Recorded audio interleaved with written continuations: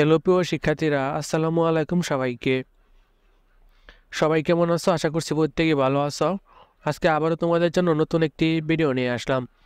HSC পরীক্ষা 2024 সামনে তোমাদের রেজাল্টটা প্রকাশ করে দিবে। তো আমরা বিভিন্ন রিসার্চ করে যে নিউজগুলো আমরা তথ্য পেয়েছি, সেখান থেকে আমরা বলতে পারি এবারে বছর এইচএসসি 2024-এর কোন 3 বোর্ডে ফেলের সংখ্যাটা বেশি থাকবে। তো এই বিষয়গুলো তোমাদের সাথে তুলে ধরবো। তো আজকের ভিডিওটি কেউই মিস করবে না, সবাই সম্পূর্ণ দেখো, তাহলে আশা করছি তোমরা অনেক কিছু জানতে পারবে। ভিডিওটা শুরু করব তার আগে তোমাদের কাছে রিকোয়েস্ট, তোমরা যারা এই চ্যানেলটাতে একদম নতুন রয়েছে, চ্যানেলটাকে সাবস্ক্রাইব করনি, তারা এখনই চ্যানেলটাকে সাবস্ক্রাইব করে নোটিফিকেশন হলে ক্লিক করে দাও। আর যারা আগে থেকেই চ্যানেলটাকে সাবস্ক্রাইব করে রাখছো তাদেরকে অনেক অনেক ধন্যবাদ। তো চলো আজকের ভিডিওর মূল আলোচনায় যাওয়া যাক। এইচএসসি পরীক্ষা 2024 ইতিমধ্যে তোমাদের রেজাল্ট প্রস্তুতের সর্বোচ্চ কাজ করা হচ্ছে। রেজাল্ট তৈরি করতে আর বেশি কিন্তু সময় লাগবে না।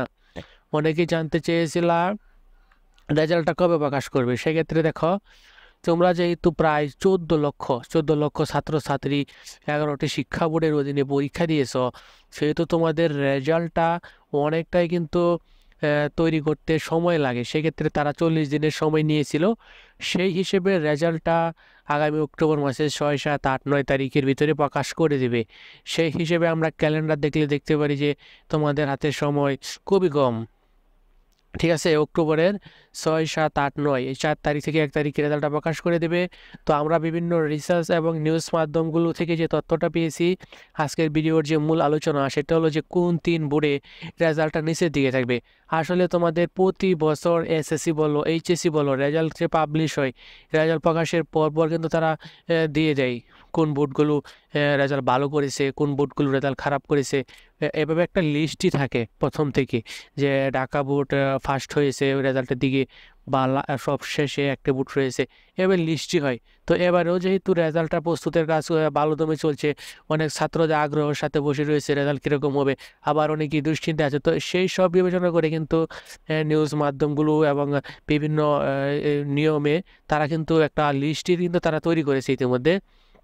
সেখানে কিন্তু আমরা দেখতে পারতেছি যে 3টি বোর্ড আসলে একটু পিছনের দিকে থাকবে রেজাল্টটা। তবে ভালোর বিষয় হলো যে এবারে কিন্তু প্রত্যেক বোর্ডের রেজাল্ট ভালো হবে, ইনশাল্লাহ ভালো হওয়ার সম্ভাবনা রয়েছে আমরা যতটুকু জানি। তবে 3টি বোর্ড রয়েছে যারা তুলনামূলকভাবে বাকি বোর্ডগুলো থেকে রেজাল্ট খারাপ হবে। তো চলো আমরা সেই 3টি বোর্ড দেখে আসি।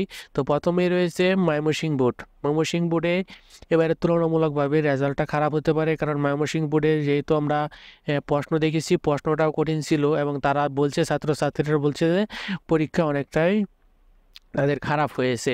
এবং তারা যে বিষয়টা সেটা হলো যে তারা কিন্তু রেজাল্টে খারাপ যে দিক দিয়ে সবার শেষের দিকে থাকতে পারে, যে ময়মনসিংহ বোর্ডের তুলনামূলকভাবে অনেকটা রেজাল্ট খারাপ হবে, অনেকেই একটু বেশি ফেল করবে। আর তারপরে 2 নম্বরে রয়েছে সিলেট বোর্ড। সিলেট বোর্ডে যে পরীক্ষা হয়েছিল, সেখানে আমরা যদি বিগত সালের কথা চিন্তা করি, তাহলে 2023 সালে সিলেট বোর্ডের রেজাল্ট অনেকটাই খারাপ ছিল। আর আরেকটু যে বোর্ড রয়েছে আরেকটা, সেই বোর্ডেও কিন্তু রেজাল্ট খারাপ হবে, তবে বাকি বোর্ডগুলো থেকে একটু কম খারাপ হবে আর কি। যেমন যে 2টা বোর্ড বললাম, যে ময়মনসিংহ এবং সিলেট, এই 2 বোর্ড থেকে একটু ব্যাটারে আছে বোর্ড। দিনাজপুর বোর্ড নিয়ে কিন্তু আমাদের অনেকটাই আগ্রহ ছিল, একটি নিউজ ছিল, কারণ দিনাজপুর বোর্ড ভালো রেজাল্ট করতো। তবে এবারের বছর প্রশ্নটা আমরা বুঝতে পারছি যে অনেকটাই কঠিন হয়েছে। ছাত্ররা বলছে যে পরীক্ষা খারাপ দিয়েছে এবং তাদের রেজাল্ট তৈরিতে যে বিষয়টা, সেখানে কিন্তু বাকি বোর্ড যে বোর্ডগুলো রয়েছে তাদের থেকে দিনাজপুর বোর্ড কিন্তু রেজাল্টটা অনেকটাই খারাপ থাকবে। তবে বাকি বোর্ডগুলো থেকে খারাপ একবারে যে খারাপ হবে তা না।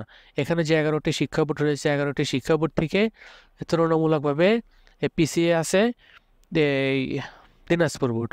তো আশা করছি তোমরা বুঝতে পারছো। তো তোমরা কে কোন বোর্ড থেকে পরীক্ষা দিয়েছো তা অবশ্যই কমেন্ট করে জানাবে। আর এটা কোনো দুঃসংবাদ না, বাট রেজাল্টটা কিন্তু এবারে ভালো হতে যাচ্ছে। তারপরেও ফেল করবে অনেকেই, এটা আসলে পরীক্ষার প্রতি বছরই হয়ে থাকে। তো এই ছিল আজকের ভিডিও ভালো লাগলে অবশ্যই একটা লাইক দিয়ে দিও। চ্যানেলে নতুন হয়ে থাকলে চ্যানেলটাকে সাবস্ক্রাইব করে রাখো। ধন্যবাদ সবাইকে।